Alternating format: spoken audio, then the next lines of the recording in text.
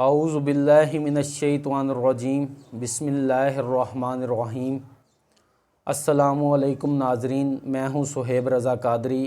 آپ دیکھ رہے ہیں ہمارا یوٹیوب چینل منہاج السالکین۔ ناظرین، جیسا کہ آپ کو معلوم ہے کہ ہم اللہ تعالیٰ کے مبارک ناموں کے فوائد و تاثیرات پر بات کر رہے ہیں۔ آج کا ہمارا موضوع اللہ کا مبارک نام یا مہیمن ہے۔ موضوع کی طرف بڑھنے سے پہلے آپ ہمارے چینل کو سبسکرائب کریں اور بیل آئیکن کے بٹن کو دبا دیں تاکہ آنے والی تمام ویڈیوز بآسانی آپ تک پہنچ سکیں۔ بڑھتے ہیں موضوع کی طرف۔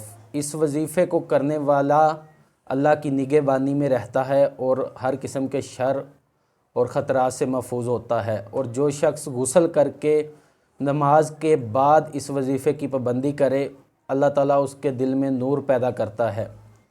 اس کا عام معمول اول آخر 11 مرتبہ درود پاک پڑھ کے اس کی تسبیح روزانہ 100 بار کی جائے۔